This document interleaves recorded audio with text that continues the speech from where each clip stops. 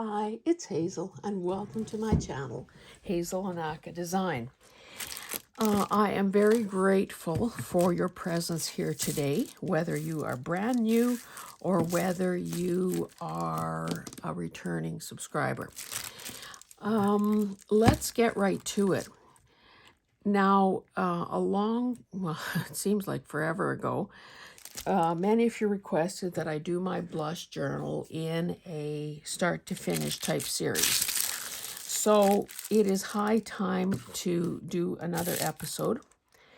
I know that some of you are going to be totally shocked that one blush journal is likely going to turn into several blush journals. Who could have seen that coming? So I've spent a bit of time this morning just trying to reorient myself to where I am, what I've done, what you might have seen, what we should be doing next. So if it's a repetition, I apologize. This process is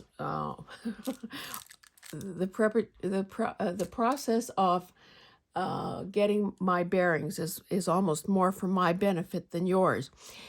So I think the last episode was me choosing a cover and making the template. Now we're not working on the cover today because I think that may need some ventilation. However, it does, because I haven't really sewn any signatures into any of the covers, excuse me, it, I think, is going to be important that we continue decorating page edges. Now, what I've assembled are a bunch of these punches. This is a Recollections. This is a Fiskars.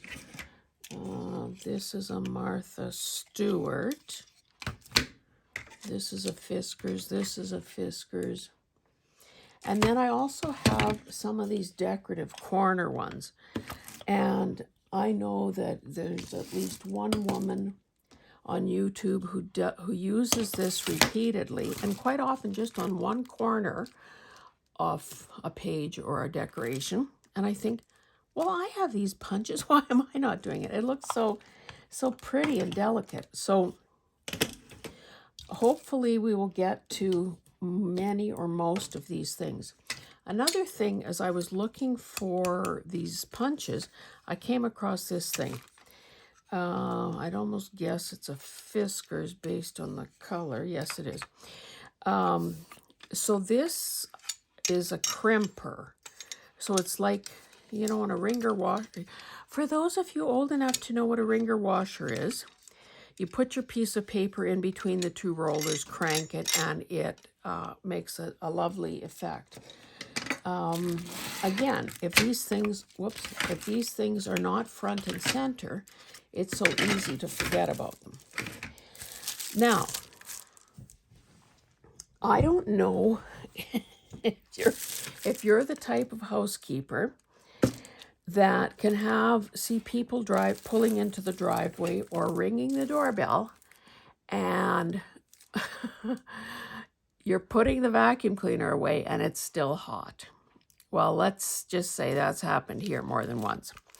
So the crafting equivalent of that would be taking things like, okay, we know that I've said before that I do a fair bit of work-related stuff in bed before bedtime as I'm watching YouTube or videos. I mean YouTube or movies, Netflix. So I had a bag of supplies because, again, this is where the analogy to the hot vacuum cleaner comes in. Sometimes we get to the end of our rope and we think, oh, I don't have a single flat surface to work on. This mess is, it's starting to affect my mental health. It's time to gather it up. So that could mean, if you like the ability to see what you have, it could mean stuffing things into bags. And that's sort of what this is about. Or, you know, or maybe your preferred container is baskets or boxes or whatever. So this morning, before I came down the hallway to work, I started going through a bag. Now, I just brought the bits of lace because I thought, okay, these things are quite often too short to, you know, waste time rolling, you know, putting them on bobbins or anything. So we'll try to use some of that up. And if you saw a haul video that I did of a garage sale, at a garage sale probably 1 or 2 years ago, I found a banker's box, you know, a banker's box full of lace. And it was like the son-in-law of an old lady who was unbelievably manning this craft supply garage sale. So he just wanted it gone. So I got a heck of a deal. Anyway, one of the things that was in there was a lot of this kind of stuff. And I've never seen this kind of lace before. So as I was winding this up, I realized that if I tear along here, so let's just get that started maybe. Not only do I have one piece, I have two pieces. And I'm thinking that this meshy kind of stuff, this, you know, kind of lightweight, whatever, might be good for putting through, you know, the grommets or whatever on journaling tags or whatever. So that is why this is here. And I just wanted to show you this because if you know, what this kind of stuff was used for, please let me know, because this, I'm sure I've got more than this. And it also came in different widths too. You can see this one is a lot narrower than, well, maybe not that much narrower. Okay, so then what I did, I remembered that I had a wee bit of avocado dye in the fridge. And you know, this stuff is all organic, so it's not like it's going to last forever. So it just seemed important that I use it up. So this is a dedicated measuring cup that I have for dealing with stuff like this. And I thought, okay, let me pick a few of those, this gauzy kind of stuff, as well as some eyelet, and put it in there and poured the remainder of the dye over it. Now, I think I'm working on wax paper today because I'm going to be, also plastic. Maybe what I'll do is I'll just rip off a little section of this wax paper, and I'll tell you what I typically do. Now, whether it's avocado dye or coffee or tea or purple cabbage or whatever, if I've done hundreds of sheets of hand dyeing paper, then I will quite often use the last bit up just on like bed sheet type material or lace or, whatever, little bits. So typically what I do, now I'm not going to walk away and leave you and go to the kitchen, but typically what I do is after it's been in there a while, and I should point out if you're a beginner, that synthetic stuff doesn't take dye as well as natural fibers like cotton does. So, then I'm going to have a problem with my hands.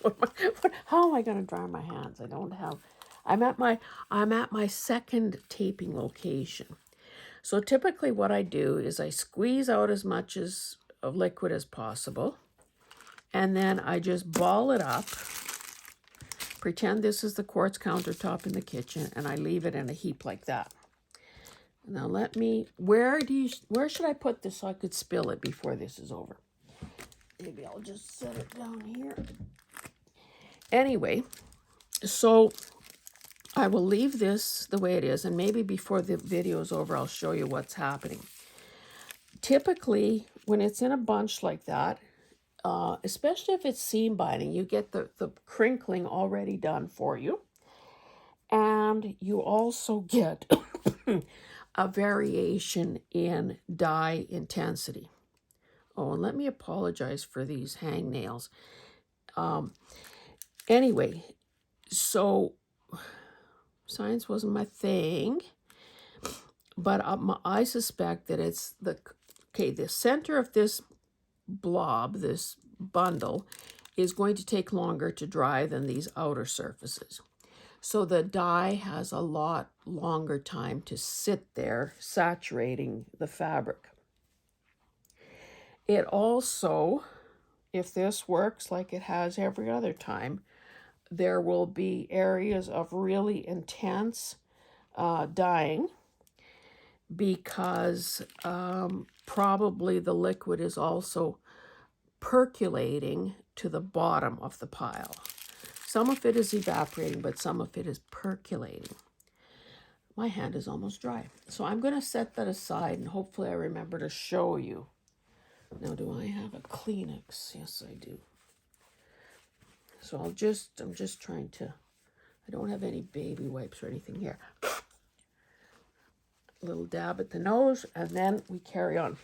Okay, I wanted to show you, before we go any further, that I think I've talked about this paper before. It is being used for some of the signature pages, so maybe we'll be adding some trim to this or punching it. For some reason, this paper is not very good when I dye it. The liquid really seems to weaken and break it down, so I don't know what's up with that. But anyway, one day when I was in organizing mode, I was organizing my tea bag papers. So I used that paper as my starting point, and I just glued down pieces of tea bags. You can see color variations, so this might have been like a turmeric one. Pinky ones are from probably a fruit tea of some sort. Some bags had quite a bit of stuff, granular stuff in them. Others dried really clean and clear.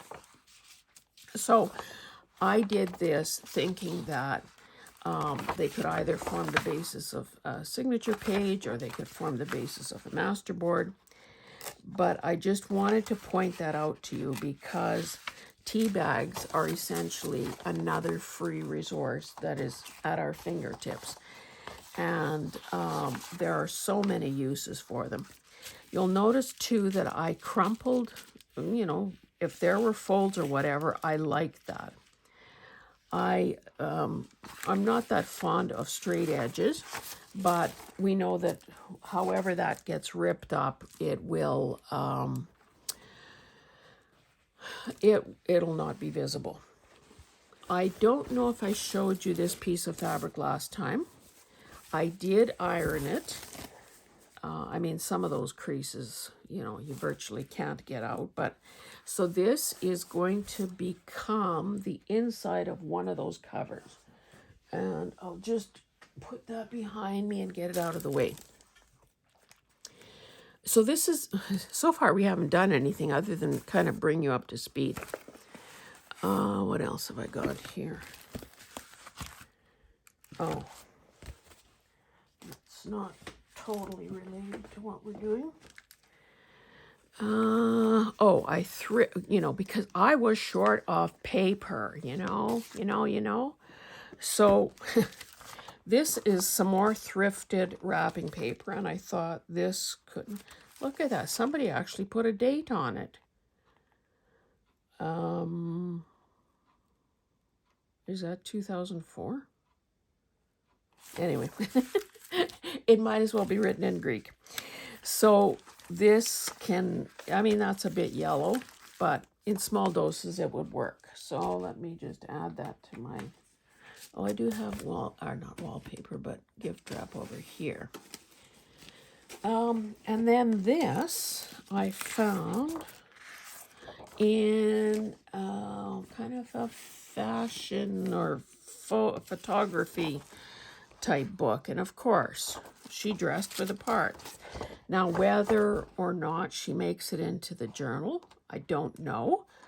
Because, you know, if this aesthetic, this big face, doesn't fit with the rest of the feel of the book, you know, maybe she gets used for something else. I'm almost to the point where I can show you some stuff. I know that in the past, I've shown you the ruffles that I made. So we definitely, here's another color that I did since we last spoke. Oh, see, this is from bias tape because there's the diagonal connection. So you can see there's some variations, but they'll all work. So we should glue some of that down. Oh, here's another little bit.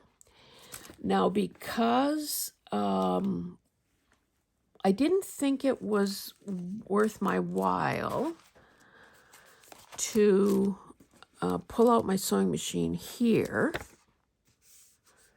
because it takes up a lot of space. The angle is not very ergonomic, and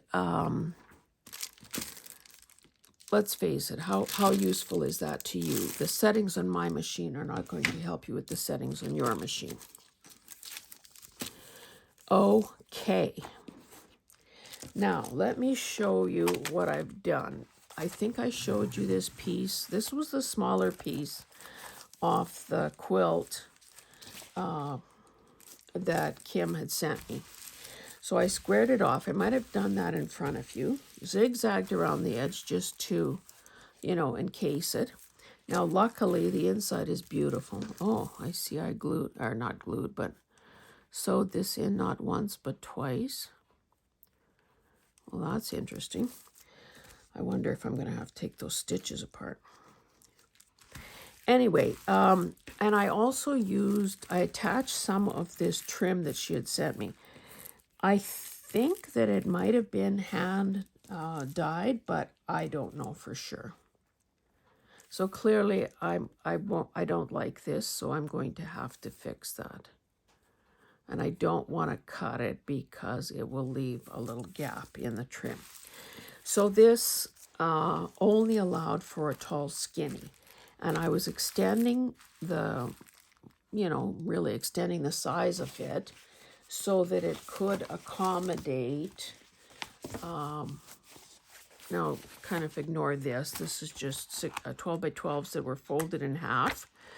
So obviously they need to be folded back or trimmed or something. But this, well, and even some of these others have to be trimmed height-wise. But you can see that this kind of, you know, maybe some progress has been made here. Now, what we could do,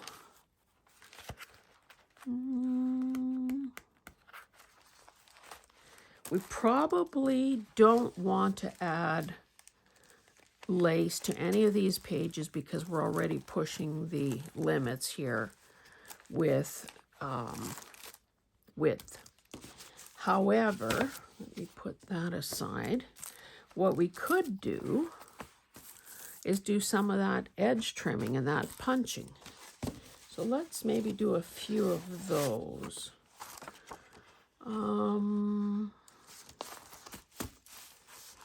I should, let's just see here. 11. So that's going to be, 11 is, yeah, too tall. So we probably don't want our pages any more than about 10. So it would be, excuse me, pointless, a waste of time and effort to, let's keep this ruler handy, to do trims, do edging on any paper that is taller than 10 inches, unless, of course, I fold it and make a pocket or something. Now, I don't think, well, I don't know. I can't remember if I set these up as signatures. So clearly this one is, do I have a, I thought I had a bone folder over here, because I've got several bone folders. Not exactly, but I do have this, whatever this thing is. Crafters Craft. So I can, you know what, because I don't want to get into the trimming, I'm just going to ignore for now. Oh, these aren't even set up like signatures. So let's just work on the ones that we know are definitely, now mind you, this is thin. I could, let's see this here. So kind of the middle of that design. And of course, if they're shorter, if they're shorter, it doesn't matter. And in fact, it probably should be shorter in this case, because, you know, a 1/2 inch thing isn't much use to anybody. So let's do it like so. Now,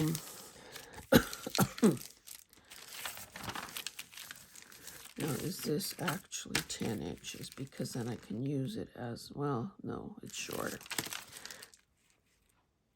This is almost 10 inches, so maybe this will be my guide for what is the right size. Now we have a bit of this. So let's, instead of me just shuffling papers around, why don't we try some of these things? I guess I should be doing it from the underside so I can make sure. And I'm just going to warn you right now that if there is some equipment failure here, I could very well be flinging it across the room. So why? I'm sticking this in as far as it'll go.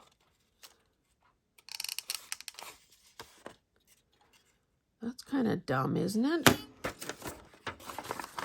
Let's do it like so. I'm going to put it in as far as I can and hope that it's centered.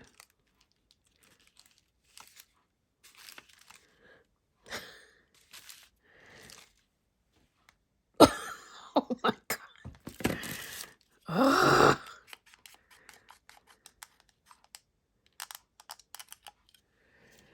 Okay, that was your first chance.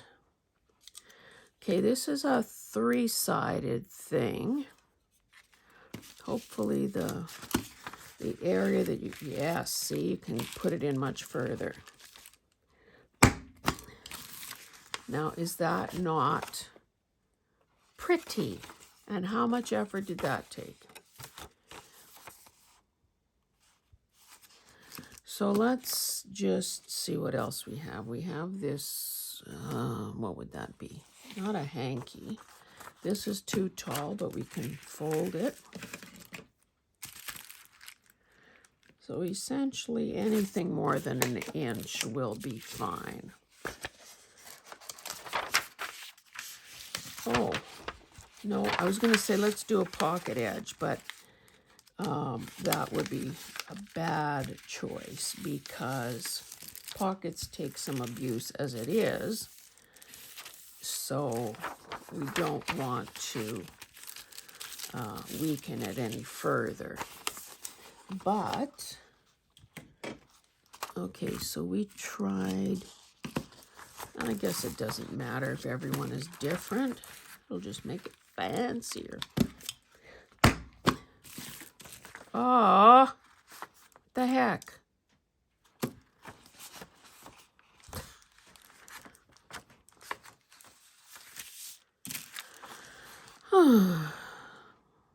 Well, looks like this has to be a torn corner now.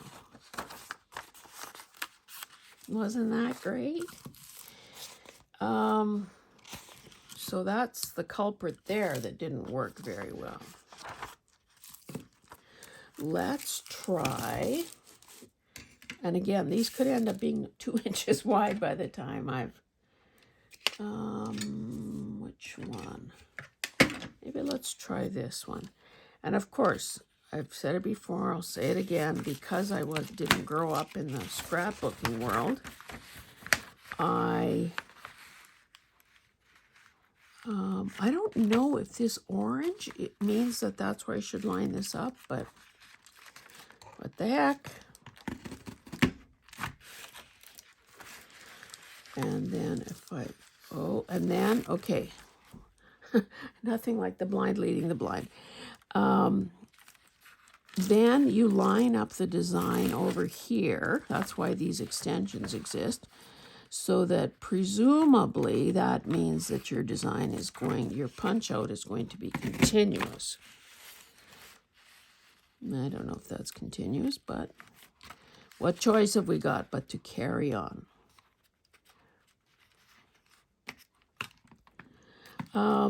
I hope that you are well. Well, that looks pretty good. I hope that you're well. I hope that you have a project that you are enthralled with. What is going on here? Why do none of the, okay, there it is. That you're enthralled with, and of course you want to make sure that this edge of the page is also lined up. Let me just make sure, oh yeah, you can see everything. There seems to be a lot of interest in this particular project. I don't know if that's because people find the colors so pleasing or because they're as tickled pink with the, now I gather that you're then supposed to, maybe I'll cut it there and there, and I'm going to be reckless and throw this away. So isn't that beautiful? Let's look at it. If this was inside, you would see that through. Oh, darn it. This was a...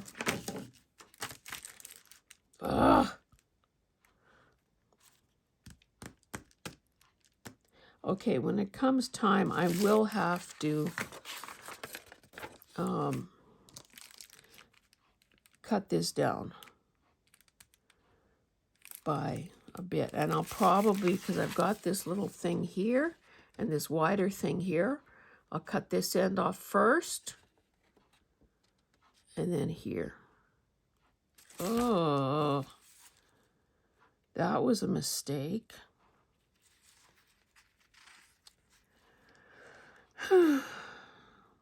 Or, okay, let's do this. Now, if I try to line this up, that's going to be pretty weak there anyway. Whoops.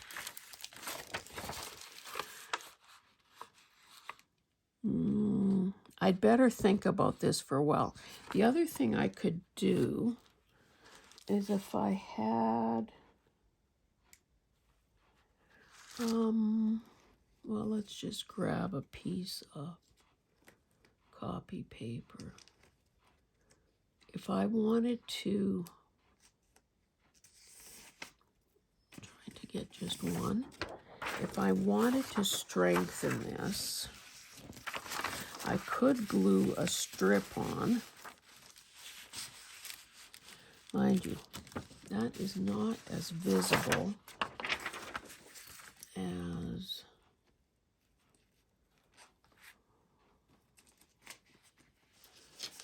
this would be. So I could glue a strip on the back side. Then I could cut it or fold it, and the pocket would still have some integrity. Okay. And for heaven's sakes, don't let me do this to another edge that is 11 inches tall.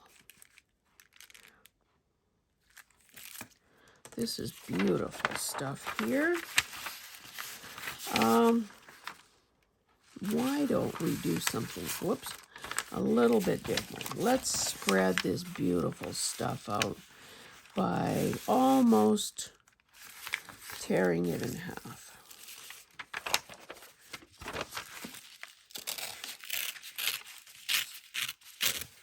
And there can be no blunders like the one I just made. Let me move these things out of the way. And now let's try a different edge. Let's try this one. So I'm going to, now this has a little grid on here, so do I want to,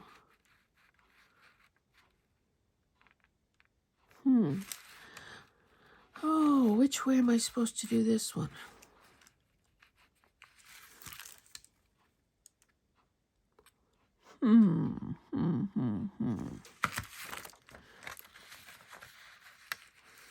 Maybe I'm going to, if I line it up with this edge on my left here. Oh, but then I'll end up with an unpunched part here. And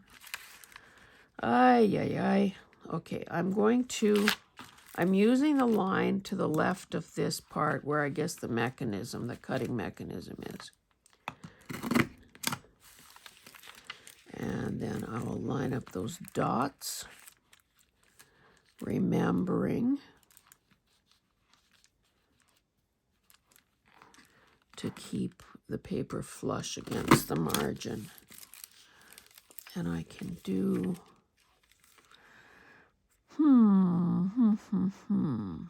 I don't want to do it too far over because then I'll have, that's too far. Let's line it up further. Oh, that's out of range. I think you want to be pretty sharp and well rested when you do this stuff. Or be prepared to live with whatever happens. Okay, well that's fine. So in fact, do you see how it just ran off the edge there? I should do that at this end. And then I will have hopefully the same sort of effect. Yeah. Yeah. Again, really sweet. And, you know, yes, this takes time and effort, but is it not going to be worth it in the end? Let's do another one. Maybe let's do this one. Again, I'm going to go with this orange thing as my, maybe this time I should do this side of the page.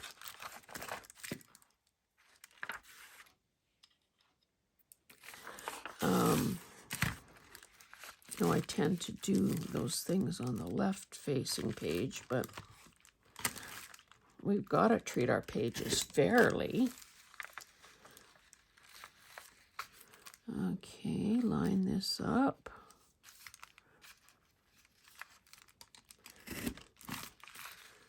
Line this up. This particular one I thrifted just not so long ago, so. And I think I told you my trick. I find a scrap piece of paper in my purse, or I ask at the cash register. Let me do this, I guess, a little further so it goes off the edge, to try things out because, you know, I've said it before, say it again. many times people donate stuff that isn't really working very well anymore. So we don't want to buy someone else's problemo. So let's see. That looks nice too. Now this, whether this lasts in the long run, this will be how carefully the new owner treats it. I wonder, I have a lot of these, a lot of these envelopes. Why don't I try this crimping thing?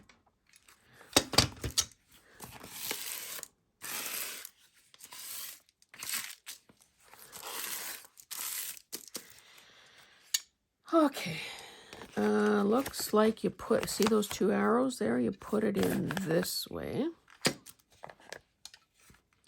Hopefully I'm sort of straight. I'm just putting it in till I feel some resistance. I'm squeezing the two handles together, and now I'm cranking. Oh, it doesn't seem to be pulling it straight. It's crooked, but maybe with some creative decorate, or is it just the flap? You know what, it could just be the flap that makes it look that way. That's probably when it started going wrong. Okay, that's better. If I fold, if I refold this, I think I'll be fine. Yeah, cool. That's sort of the equivalent of embossing. So I have another one. This time, okay, we're feeding it in from here. I think I did it this way. So let's start with the part with the flap. We're gonna beat the system, guys. Okay. Whoops. Let me open that up a bit better. Oh, I guess I don't want to open it up because if I put it in crooked, okay, it's just barely, can you hear the rattling? Now I'm pinching it closed.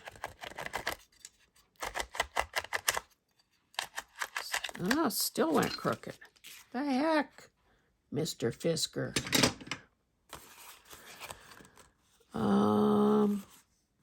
Again,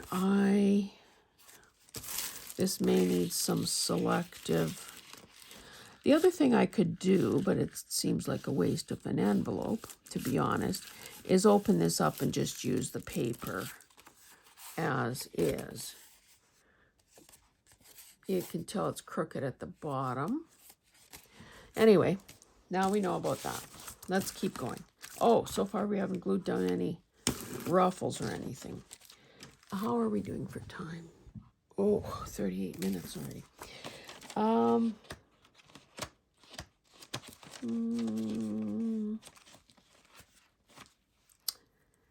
You know what? Maybe let's glue some stuff down. Maybe I'll do this music paper again.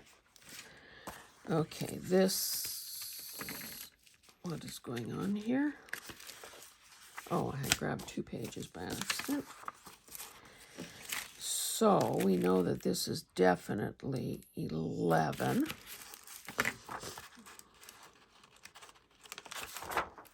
Oh, it's these 2 things. The very beautiful pages from that old book.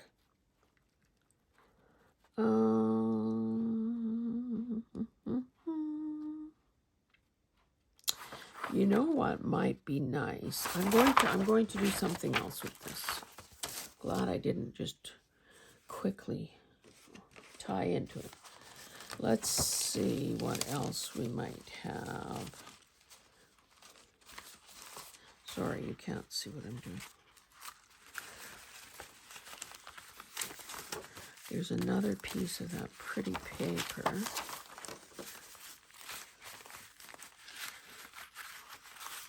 More of that. More of these. Okay, I think we'll stop there. I've shown you enough for you to get the idea that if you can buy these kinds of things at a good price, you should. Try to, if you possibly can, try to test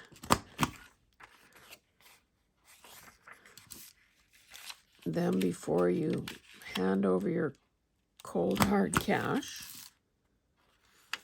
That doesn't seem as nice. Oh, maybe I didn't have it. Well, whatever. This was the culprit from before. And of course, this is just like little note paper, so.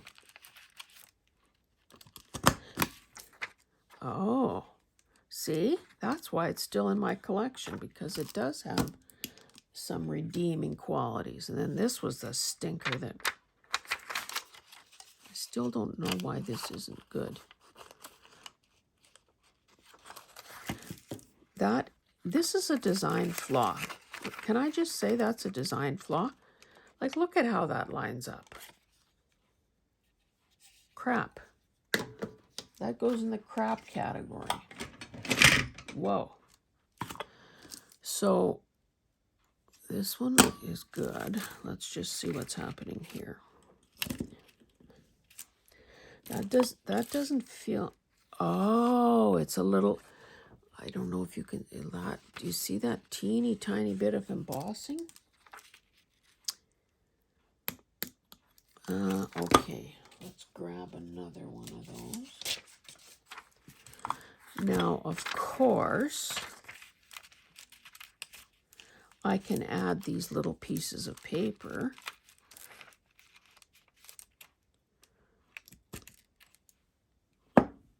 Oh,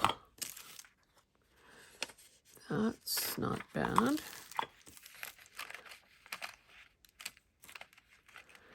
I can add these little pieces of paper, into a pocket or something. That's pretty good.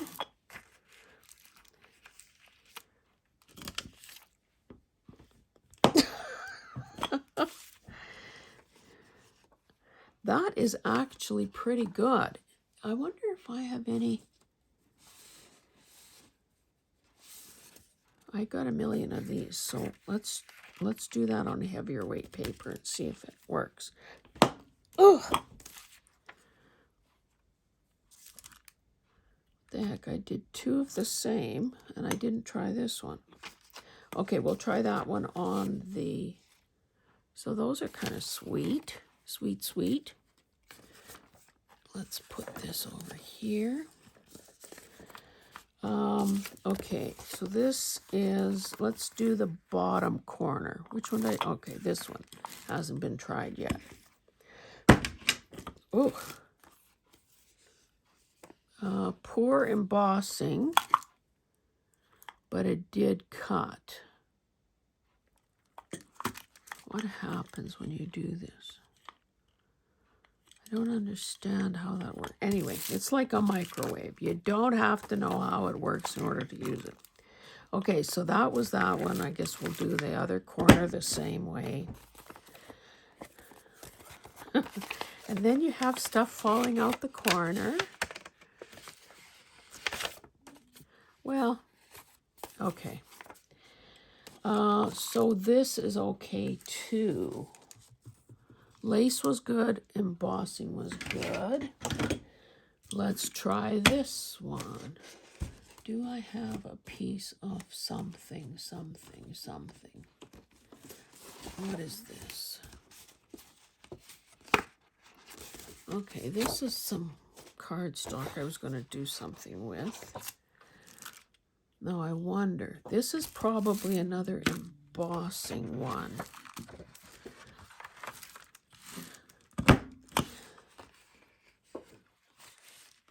That is kind of weird.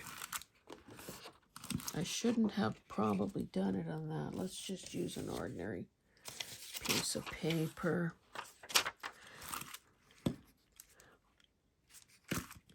Okay, we're going to start here.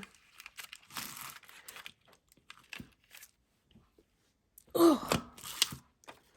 Okay, so on lightweight paper, it does some delicate embossing. Oh, and you know what would be great? But of course, I don't have any here. Is to emphasize that with some, distress oxide. Oh, I keep doing the same one.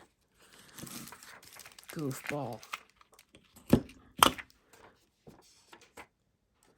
So I did 2 the same. Maybe that becomes a little signature page. Okay, I can continue playing with this on my own. So, I did bring some glue. And I guess the moral of that story is,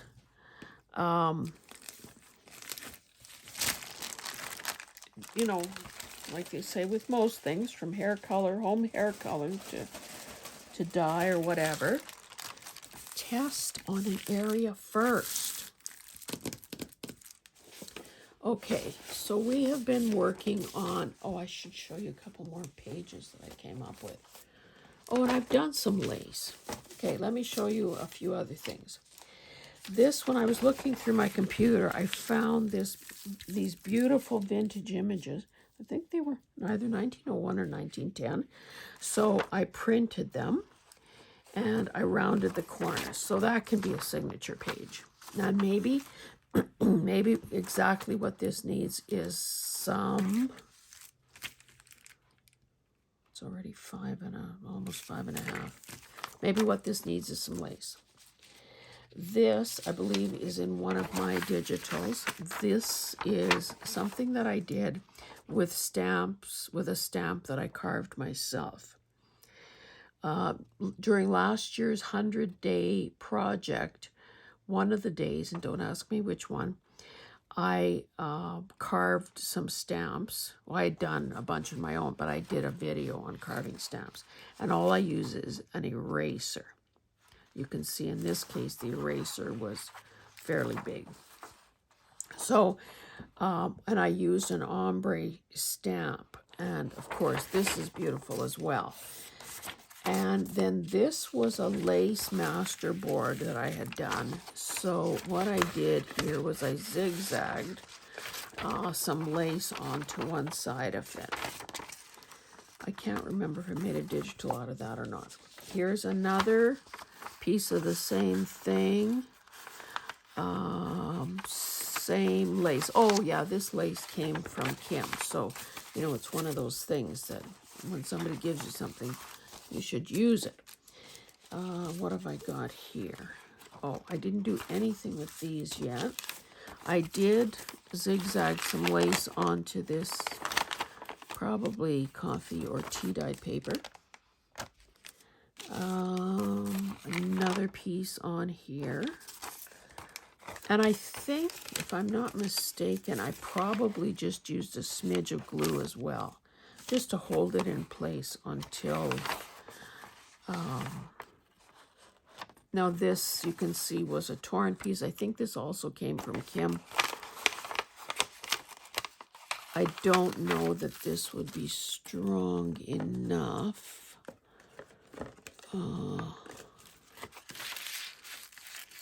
Or deep enough to really be I suppose if I glued it here and here, it might be, but again, that's pretty shallow. Oh, if I lift, so I must have had a speck of glue there. Okay, there's nothing holding it.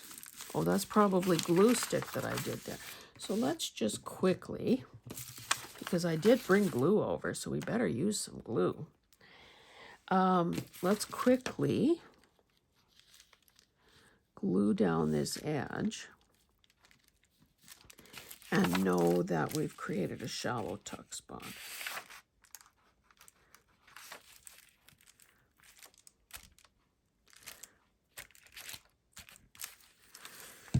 I'll just let that sort of dry out in the open. Now I have several of these pages that are, again, the right color. They're heavier than coffee weight, copy weight paper. So why don't we glue some stuff down, and then I'll let you go. And remind me, let's look at what's happening with this. So you can see that, well, maybe you can't really tell yet. This has to dry some more. I'll show you this in another video when this has thoroughly dried. But you can see how the liquid has percolated to the bottom. So this little bit here that is sitting in that is automatically going to be darker than this part that is not making contact with that puddle of dye. So we will let that do its magic. And I can't stress enough that sometimes, you know, that old saying, oh, let's glue some ruffles on. You know that old saying about a watched pot never boils? Well, I think sometimes it's the same with our craft work. If we are putzing around too soon, checking, lifting, poking, turning, there's a good chance that we're not allowing the magic to happen. Oh, you know what? I bet you I intended. So let's see if that's going to work. Maybe not the perfect color, but that's okay. I could also look for ribbon because everything is here. But let's use what's handy. Okay. Why don't we thread this through these holes? Now, this is exactly how, and notice I'm not cutting it till I'm done. This is exactly how these pages came.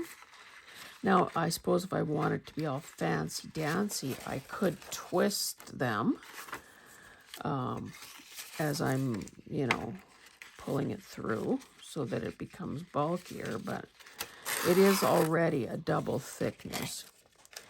And I think this is one of those things that quite often we don't know what to do with bias tape. I wonder, can't tell exactly quickly if I have used any of this over the edge of the paper. So clearly that would, if we were using this in a sewing project, that's exactly what we would be aiming for. We would be opening this up and we would be gluing it or sewing it onto the edge of a page. And that is a technique that I'll probably do, especially if I have some pages that need a splash of color or are particularly fragile. Now, I'm not going to waste your time doing this. This is something we would have learned in grade 1 probably, how to lace something. So just know that that is definitely an option. And I'm using this because it was handy, but clearly ribbon could work as well. I'll continue that on my own. All of these pages have the perforation, or the, whatever those things are. This is kind of an interesting design. Maybe let's use that one and glue down some ruffle.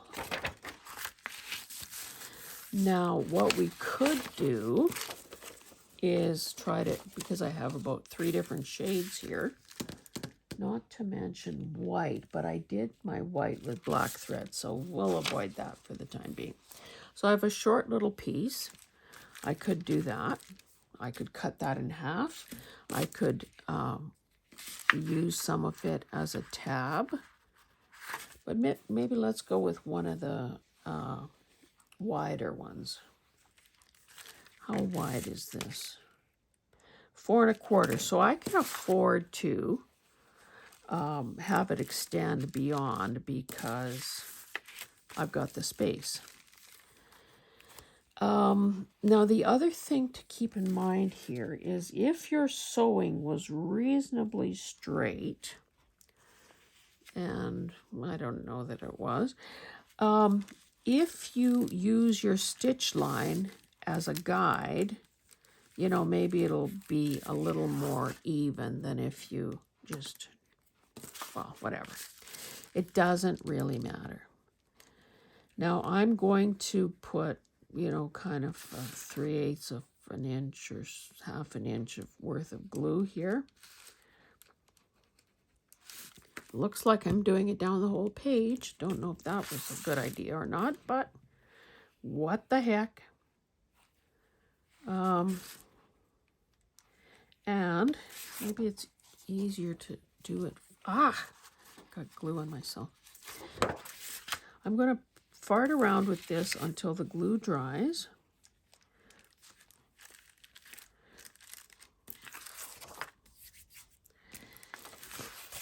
Okay, so from this side, I can tell better what is happening. So if I want it uneven, then I can definitely make that happen.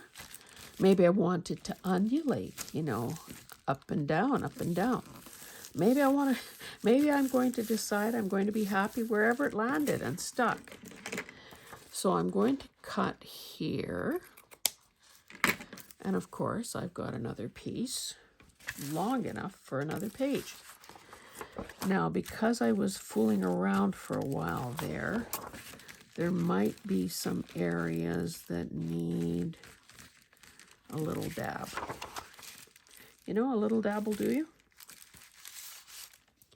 Maybe I'll just go in here and give it another little squirt where it needs, where it isn't quite. And I, you know, again, I didn't have the glue very close to the edge because sometimes going in and touching it up is easier than cleaning up a big mess that has oozed out. So, well, that looks darn nice. Okay, what else might we try? Now, this was something, maybe that's a bit much for in a big dose, so we'll save that for something else. This is really wide, so oh, you know what? It's a double. That's why it's got a little row. It's still attached there. So this might be something better to keep for the cover. Oh, this is part of the quilt. So we might use that on the cover somewhere. We have a bit like this. What else have I got going here? I'm going to need to do a major cleanup. Oh, look at this. I also ran some fibers through here. I thought that I tacked that down. It wants to lift. So let's... So, you know, again, it's some kind of wool or whatever. I have it here somewhere. A skein of this, and it happened to be in the right. That doesn't want to grab. It happened to be in the right color, so I threaded that through. What else might I have done that you haven't seen? Oh, I did one with ribbon.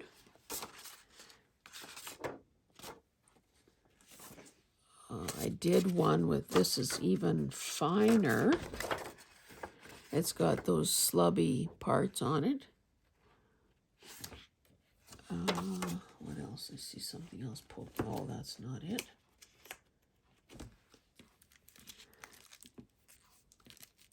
Okay, now that is glued down.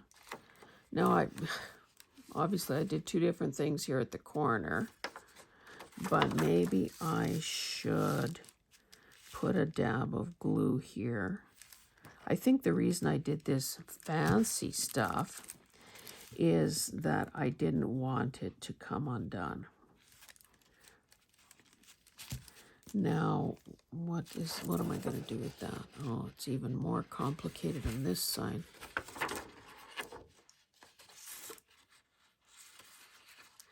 I wonder if I could, maybe I should just tie a knot there. I was going to say I could cut it off, but what if it undoes? That would be the end of the world as we know it. Okay, what else can I show you? Or maybe it's time to let you go. I think that in the next video, and maybe I'll say it says a beautiful day here today. Mind you, then I can't show you if I'm doing it outside, can I? When I read, now it's at the desk, so I can't show you. And I started this one. Just as I'm winding up here, I'll finish braiding this, or is that what you call it? No, lacing. I noticed, okay, when I was in the States last, I bought some Fabri-Tac spray, and I wanted to try it on one of these covers, probably that Irma Bombeck book. And I thought, oh, that's going to be, number one, we know the hazards of overspray. And number two, we know that we only get one set of lungs in a lifetime. So if I destroy some of those little, what are they called? Areolas or something? Then that's that many fewer to get through the rest of my life. Anyway, I was reading, nothing like reading the label, people. I was reading the label, and it says it's non-toxic. There is no skull and crossbones on the packaging.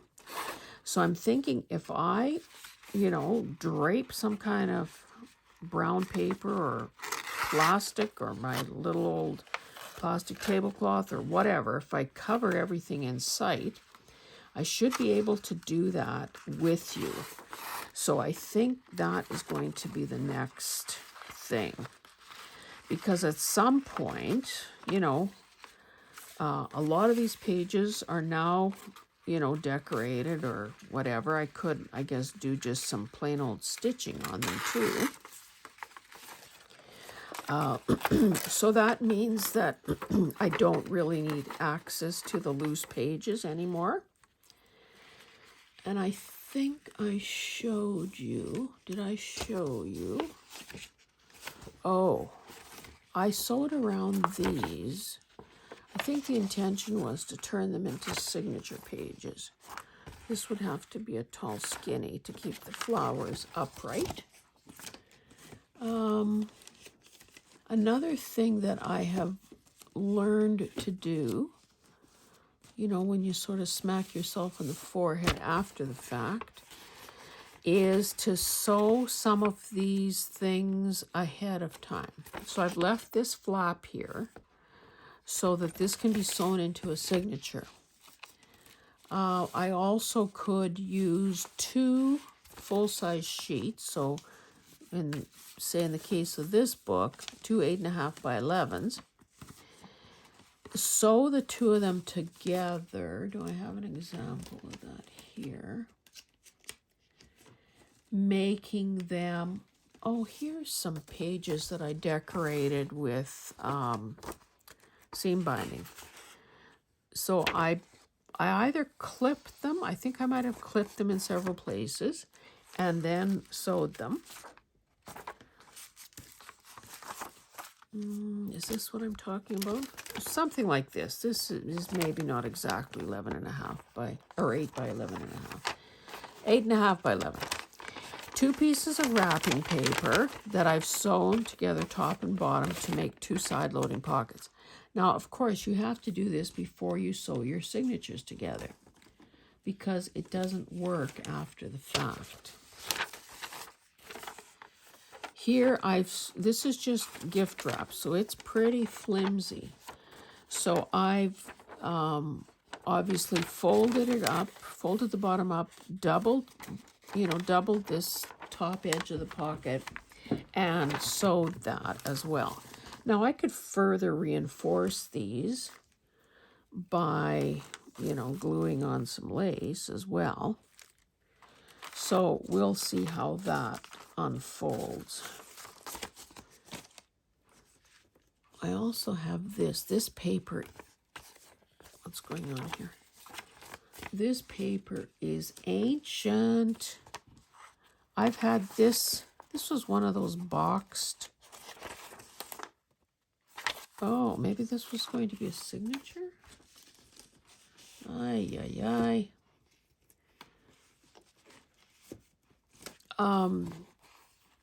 That's not very beautiful, but we'd have to put something there. Anyway, and again, depending on the aesthetic of your journal, do you use a piece of, coffee dyed muslin like this for a little shabbier look, or do you use a lace fragment? Mind you, lace is kind of see-through. Do you use a little fabric scrap? Do you use a ruffle? These are all questions that one needs to ask oneself. Anyway, I was saying this paper is absolutely ancient. I've had it probably for 25 years. Not that I was ever such a great, correspondent with snail mail or anything, but I was always a sucker for beautiful paper. And if it came in a decorative box, well, hey, I was sold, baby, sold on it. So now, of course, thrifting,